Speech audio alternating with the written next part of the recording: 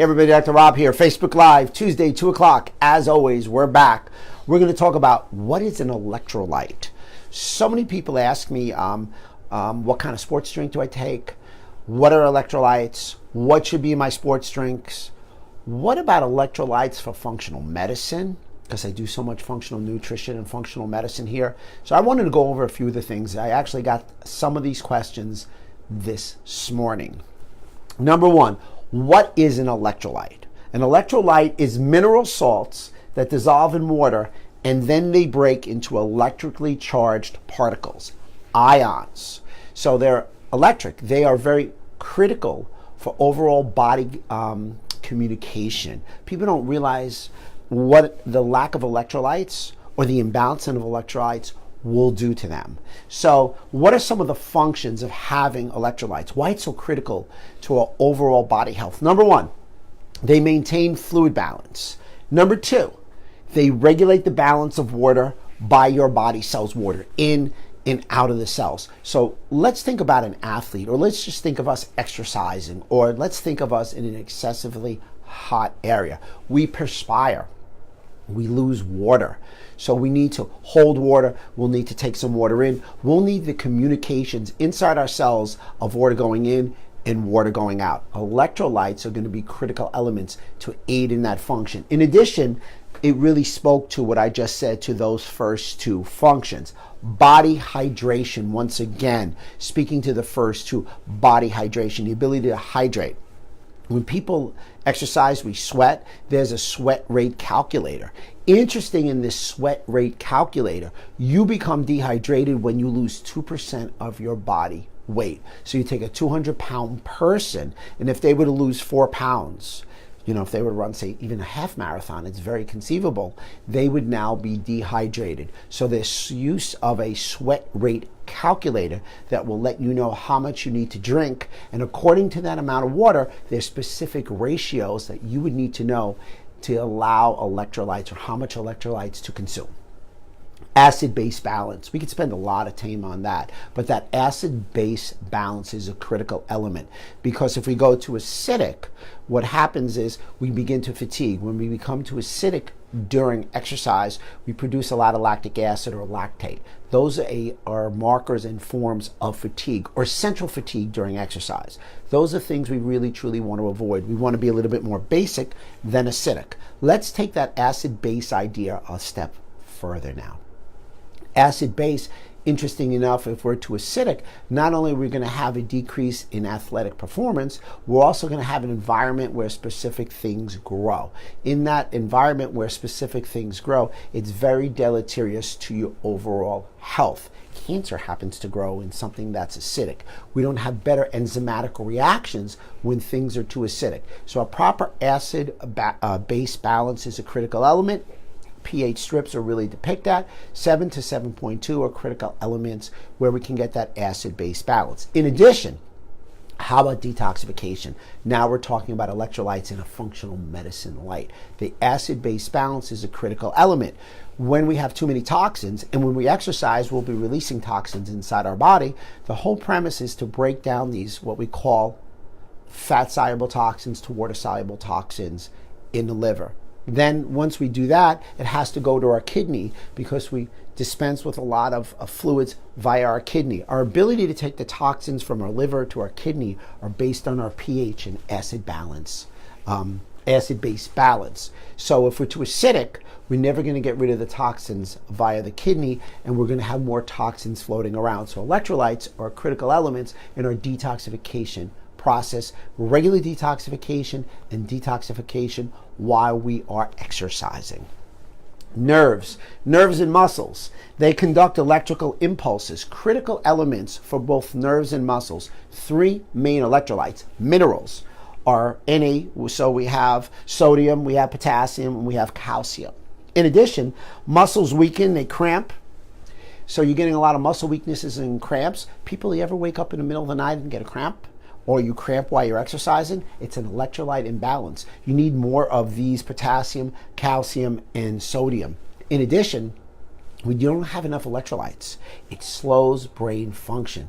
The slowing of brain function gives people what they think of lethargy. So you're going to see a lot of conversation later in this Facebook Live about the gut to brain axis and gut health, and believe it or not, even electrolytes and its place in concussion. In addition, 7 major electrolytes. Let's go through the 7. And what I'm going to do is I'm going to try and attach later an explanation of all 7 in more of a detail. But number 1 is sodium. Number 2 is chloride. Number 3 is potassium. Number 4 is calcium. Number 5 is magnesium.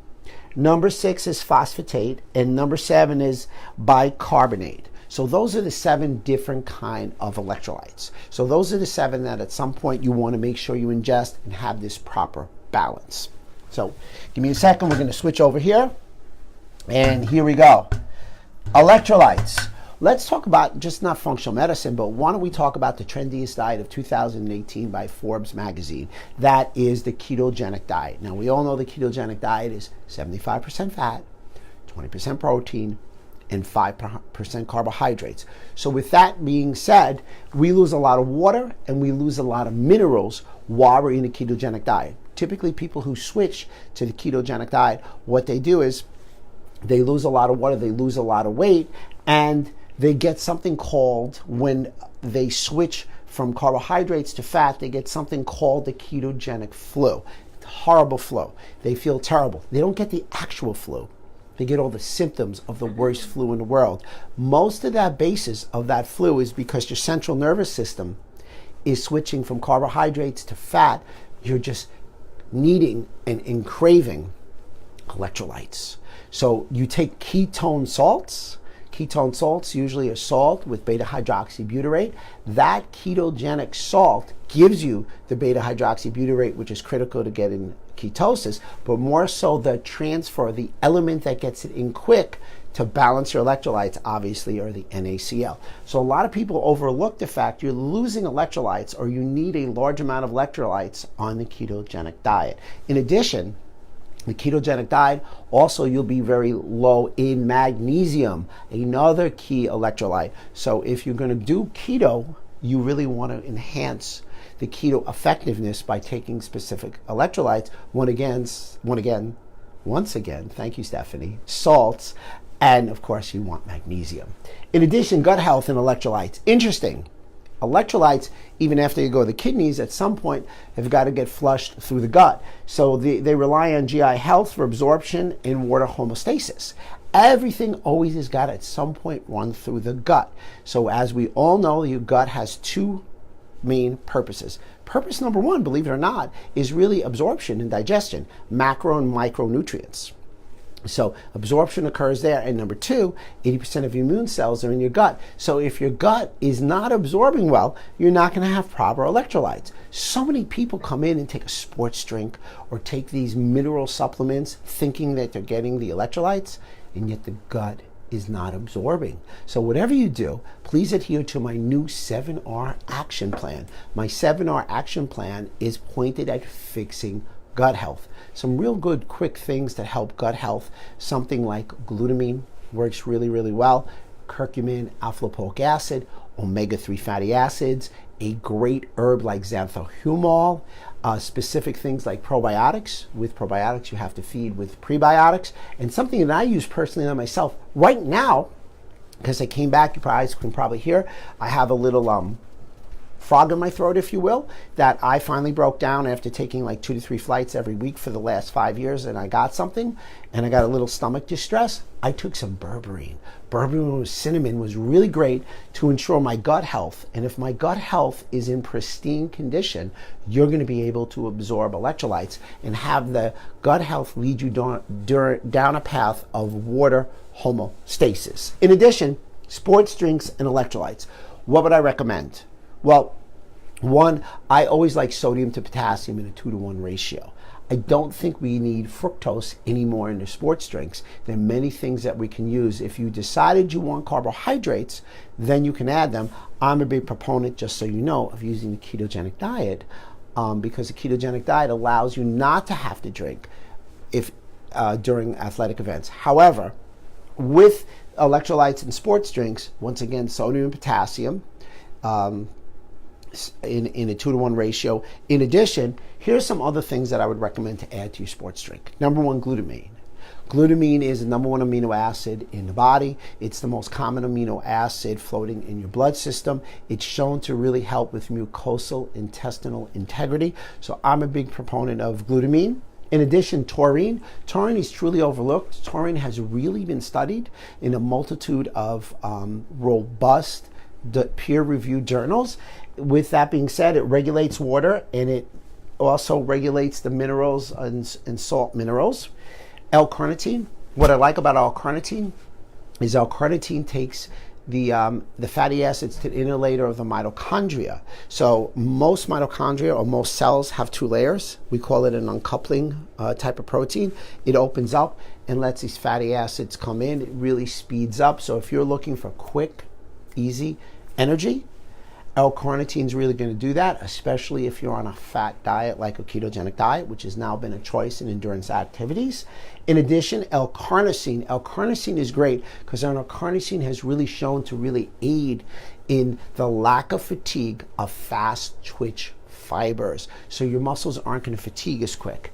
Then we've got B complexes. B complexes enable synthetic or synthesize enzymatic reactions. So you have your B complexes and you're really going to have great outcomes with energy.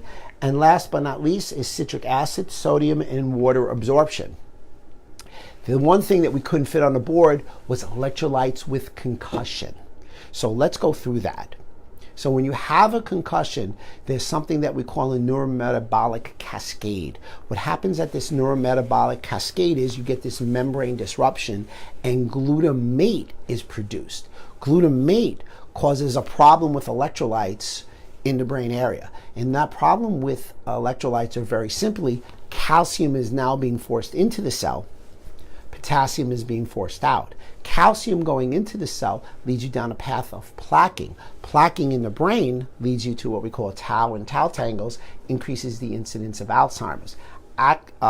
Potassium coming outside the cell damages axons, and now you have axon damage, and you're not going to have that kind of conversation with anybody. They're going to be slow because axons are the synapses that are needed to allow the circuitry in your brain to work. Axons will work better when potassium is inside the brain. So what it does, a concussion in reference to electrolytes, causes exotoxicity. This exotoxicity also poses a problem because it can also lead to cell death in the brain just from electrolytes.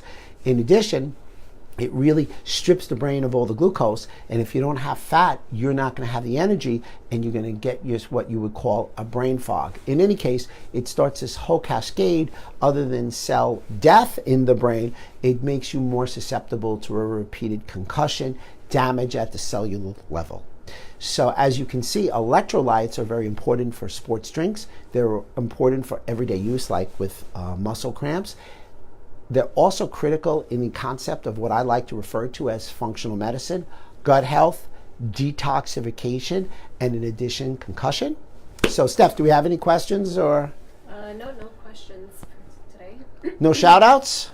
Wow, everybody's really quiet. It's Tuesday at 2 o'clock. This is the #1 time to do Facebook. Well, a couple of people that I spoke to today had asked me some questions. So we have those there and we'll go to that. So question number 1 is, and it is a really good question, how often and how much should I take in electrolytes? Well, I believe you should take electrolytes every day. So let's look at this functional medicine model.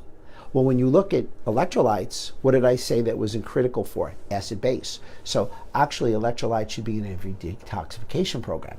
Electrolytes should be in everyday use because we need these specific minerals. They're critical elements. And what forms within those minerals was another question, and we'll get to. What about with concussion? Clearly you need to address the neurometabolic cascade when someone has a concussion in reference to electrolytes. And last but not least, obviously, you want to have your gut in a good condition, so you want to fix that. So what forms do I like? If you're going to take just straight up magnesium, as long as the level's under 800 milligrams, it's magnesium citrate. if you're going to use your magnesium and go high because you need a lot of electrolytes, you have to attach it like a bisglycinate and attach it to amino acid. When you attach it to amino acid, you get no gastrointestinal upset. When you consume a lot of magnesium, like you may in electrolyte drinks repetitively over athletic performance, it'll give you diarrhea. So obviously that will be an issue and that will slow you down. You have to run to the laboratory. So if you're going to take magnesium in an electrolyte form, please take it where it's attached to amino acid. Calcium, the ones that I like, calcium, I like MCHC and calcium citrate. They've shown to be really, really effective. Potassium's potassium. And I do believe some of the other things that I recommended previously, like the L-carnosine and the L-carnitine, are critical elements in an overall sports drink. So, anybody else chime in? Well, guys, here's what we're going to do. Every Tuesday, we're back. We missed last week. We're real sorry about that. We're going to, if you have any interest in a particular topic, please leave it at the bottom. Why don't we like? Do me a favor. Share it. Please make a comment. Let's hear from you. And let's not forget that I also have a growing YouTube channel where we do demos every week with Stephanie. And that is drrobertsilverman.com. So please stay tuned. We are just about going to hit 100,000 followers in the next week or two. I want to take a moment to thank all of you. Thank you for sharing it with your friends. We're rolling. We're sharing the idea of health. And I can tell you this, I get to lecture all over the world. It's very exciting. There's nothing more important than sharing the message of health. Dr. Rob, always yours in health.